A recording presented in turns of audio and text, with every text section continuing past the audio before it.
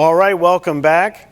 We have with us now Bishop Aubrey Shines. He's hosting a new show, America Shines, on the Real America's Voice Network.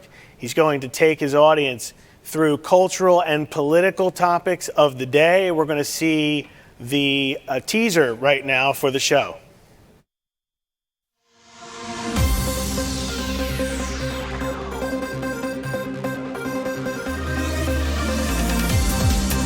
We're looking at leaders that are no longer speaking out on issues. The Democratic Party's objective is to parent view.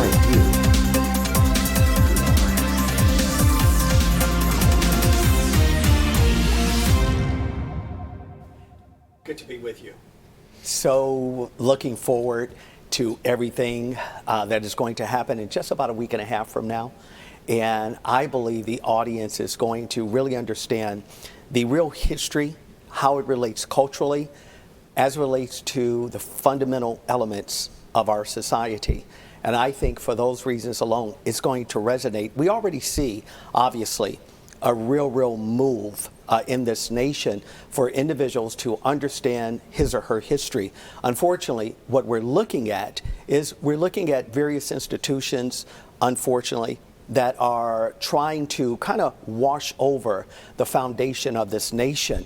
One doesn't have to have a specific faith, but one must acknowledge that it was faith people that created, founded, and made sure that even the atrocities in this nation were actually overcome. And we can all find it with what's called a Judeo-Christian ethos. Again, you can be an atheist.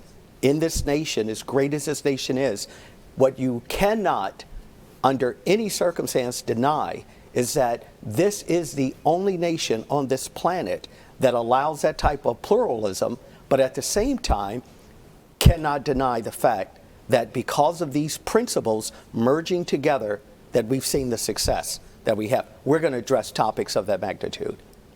Now, compared to other shows that are out right now on cable news, what do you think your show will do differently? What's a void that you think your show is going to fill? Well, we're going to totally eliminate this whole political correctness stuff.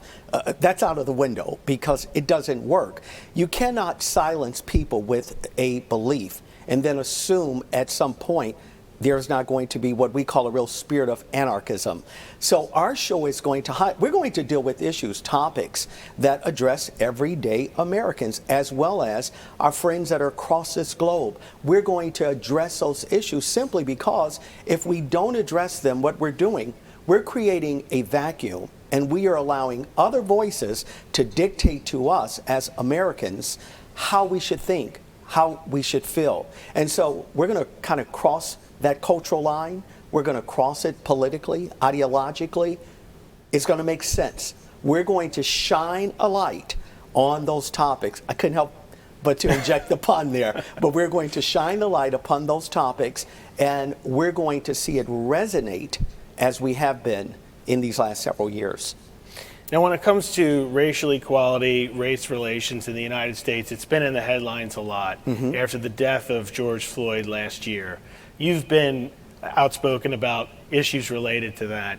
What do you think has to be done to improve race relations in the United States right now? So I wrote a book that is called Black Lives Matter, Answering Questions About Race. I address those type of topics. When I hear these voices out saying, oh, we're so racially divisive in this nation, first of all, it's just not true. I find it very interesting, and I think a lot of other individuals do that understand these type of topics. Consider police brutality. We heard that with George Floyd. Police are just systemically killing all these blacks in America. That's a lie. 8 to 9 black men were, quote, murdered by police. By the way, we never took a moment to find out, were they resisting arrest? Was there more involved? Yet you had 20 plus whites that were killed by the same enforcement. Why is that an issue when several thousand blacks are killing blacks every single year? No one talks about it. It's almost taboo. You look at Chicago, they have murders every single weekend. thousands of people, 200% carjacking just in one calendar year. That's not police doing that. That's black on black crime. Why are newsmakers afraid to talk about those issues? I won't be. We'll address it statistically, and people are going to be shocked that the narrative that they've been fed has been a false narrative. We're going to shine the light on it. America's going to shine on this issue here, and we're going to address those topics. Now we have about a minute left. I wanted to get your take on a bill that was proposed in the last session of Congress, and it's going to be proposed again. It's the commission to set up a reparations study. So there would be a commission, a federal commission that studies the issue of slavery reparations and if there needs to be some sort of proposal put forth to lawmakers. What's your take on that? Do you think the country needs some sort of commission like that these lawmakers, mostly Democrats, want to set up? Well, here's the rub.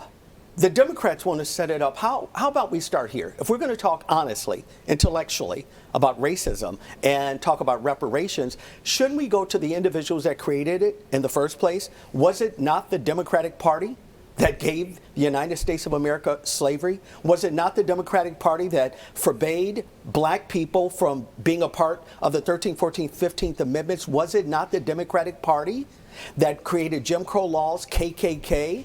And we still see this political lie being lived out, and it's no more than fodder. It's just red meat for a base to kind of gin them up to make sure, because elections are coming up in 2 years, and then we have those problems. We got to face that issue. Well, thank you so much. We'll be right back. Thanks again.